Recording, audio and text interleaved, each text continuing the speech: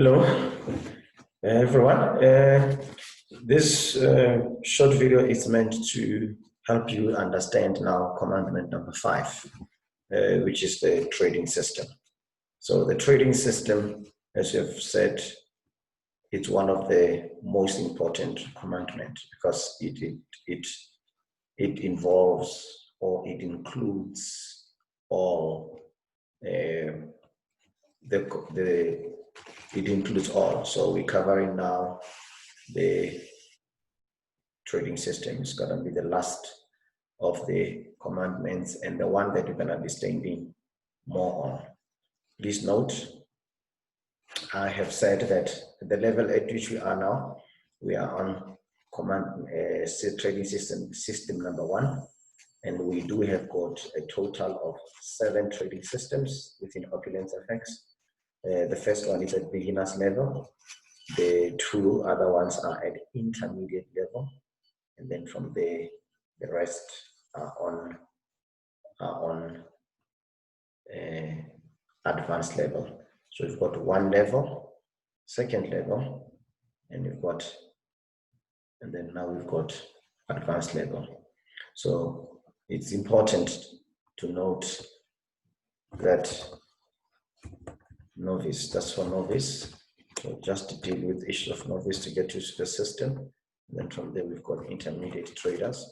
I'm hoping that I will be able to cover this in your next class. And then from there, we've got advanced. So then here we've got 1 system. That's the one we're dealing with. And here we've got 2 systems, trading systems. And here we've got 4 trading systems.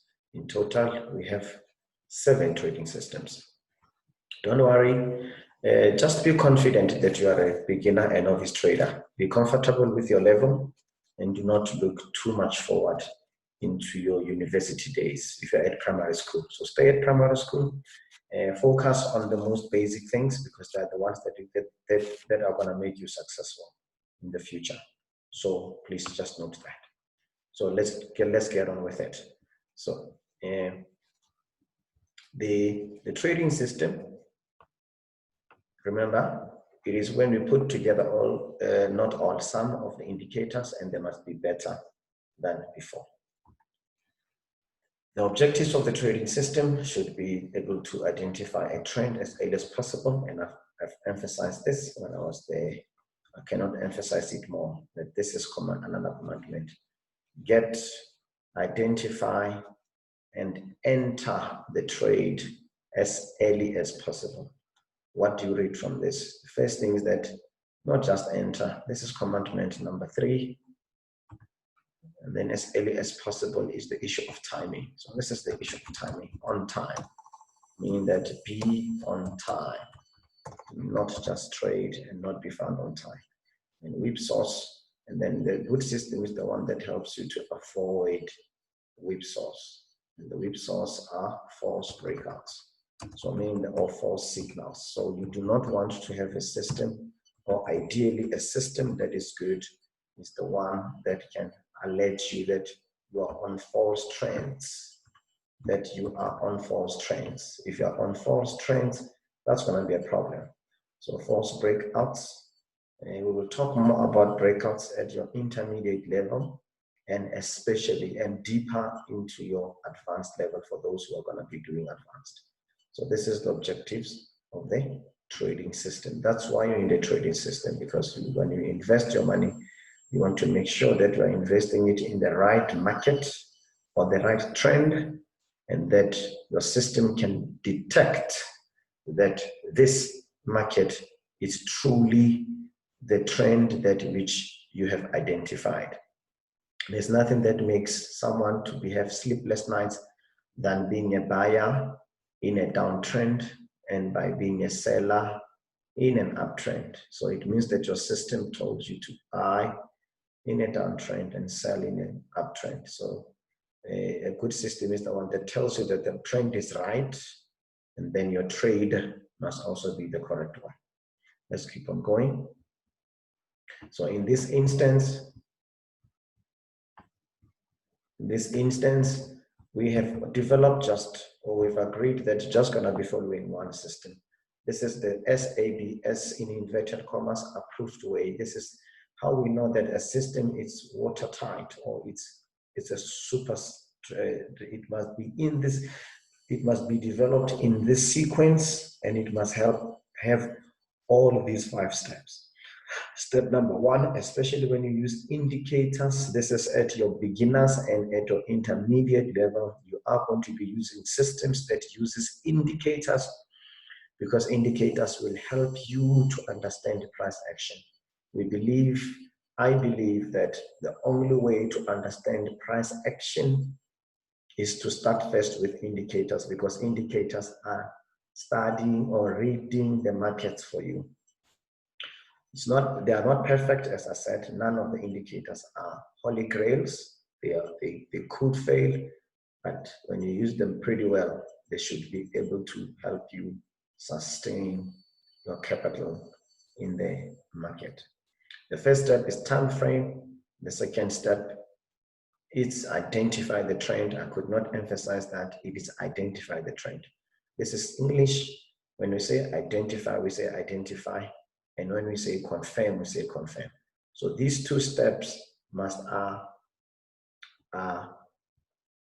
one must give to the other. You do not go to step 3 unless step 2 is completed. You do not go to step 4 unless step 3 is completed. Neither do you go to step 5 until step 4 is completed.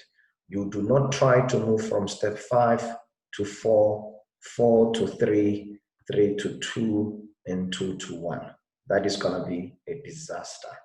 That's exactly what many traders in the past have missed. The reason why people like shortcuts is that they do not want to follow all the process. So it shouldn't be that difficult for you to follow it like this. Once you get used to this quality process, then there should not be any problem of you gaining or being comfortable. So do not always agree with too much shortcuts, but agree with everything that works. I have said that on time frame, that which you need to know is that we've got different kinds of traders. So time frame is important from the type of trends that you get and from the type of risk to reward that you get.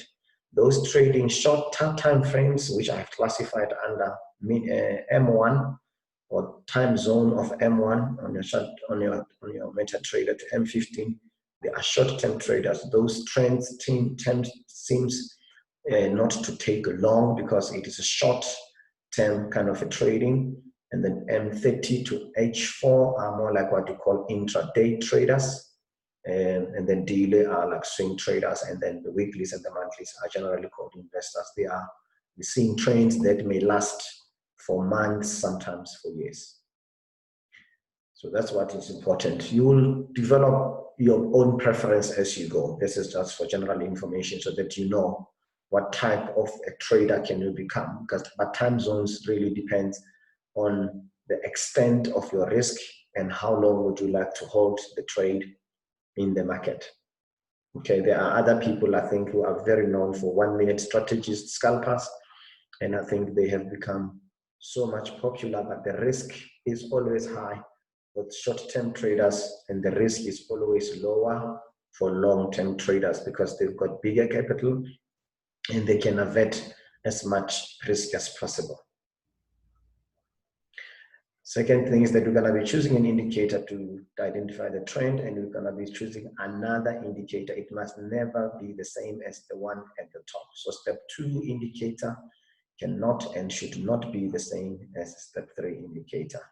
And then on defining the risk, please, I would like you to note that trading capital, I think you should really pay attention to this one, because I think most people are seemingly not understanding why capital is part. I have just gotten something there. Some people believe that you can trade Forex with $5, $3, $2, $1. Some are even saying with nothing at all. It is not true. Maybe even if you can, but risk is going to be very heavy on you. So capital is part of identifying the risk. The bigger the capital, the more protected you are in the market. And then from there, because we must take a percentage of the capital and expose it to the market. So that's the first thing. If you're trading $10, part of your $10, part of, not the whole, part of that $10 should be exposed to the market in a single trade. All right, so that's very important. Recommendation according to Baby Pips, and many people, they are recommending that 1% of your capital should be the one that exposed per trade. So you understand that if you've got 1%, it means that if you've got $10, you can lose all your money after on a losing streak, you know, of about 100 trades. So you need to have because it's 1%. So to lose 100%, you need to lose 1% times 100. So 100 consecutive losses should wipe you out. So it's practically not possible if you are well trained to lose all your money when you follow the risk management. Another thing that also determines your risk is going to be the stop loss, where you're going to be putting your stop loss. Sometimes it's according to the currency pairs, because some currency pairs have got a higher pip value than the other. One currency pair may be having a higher pip value. The value per pip could be higher than another one. So the ones with higher pip value are most likely to slightly increase your risk. Please, I don't want you to be too much concerned about the currency pair you're going to be trading in the pip value. Concentrate a lot on your capital, the stop loss per pips, and the next one, which is the lot size that you choose. These are the three most biggest factors of risk in the market on your trade. So then from there, step number 5, you're going to be choosing how we're going to be trading, where, when. We're going to be making our entries, and where is going to be our exit. Our exit is always the issue of stop loss. That's exit. We either exit with stop loss, which is risk, to take profit, which is reward. That's how we exit. We exit at the stop loss, and we exit twice, either with a loss or with a profit. So the difference between the stop loss, the entry, and your take profit is your reward. And the difference between your entry to your stop loss is your risk. And we'll deal with that. So let's get to the system. Let's just keep going. So that's one of the most important things there before you can come to the system. Okay. So please note that we do not trade any system we don't enter into any trade where the risk is bigger than the reward. When the risk is more than the reward, it is not worth doing. So in that case, we believe that anything is that you cannot want to risk $1 to make 50 cents. You cannot want to lose $5 to make $1. I know many people have been arguing the point, and that's being a novice trader. You argue the point of saying, but $1 is better than nothing. Yes, it's correct. $1 is better than nothing, but $1 for risking $6 would not make sense. In investments, we need to check the risk, not just the reward. Something that has excited too many people in the forex trading environment is that they all want to be talking reward. But according to us, the risk comes before the reward. The risk must be reduced, meaning that we want to enter trades where the risk is less short and the reward is big. If you see vice versa, then such trades are not trades that we recommend, or that we can even say they make sense. It would not make sense for you to want to go into something where the risk is higher than the reward. And I think why? Because the drawdown, what we call the drawdown, becomes difficult. Drawdown is your ability to recover back your losses back to your initial capital. The drawdown is the ability to recover your losses back to your initial capital. So the more and the bigger the losses, the higher the requirement to recover the losses just back to your capital. When that becomes difficult, it means that you have been entering deals or entries where the risk has been higher. So if the risk is hit, having to recover, for instance, if you want to risk $5 to make $1, if that $5 gets taken away, you need to recover it by making 5 times $1. So you need 5 more trades just to recover a loss of 1 trade, for instance. So you need to be very careful about that. So do not fall into such problems. Okay, so the trading system that you're going to be using, I think let me stop it here, and then from there I'll do another video.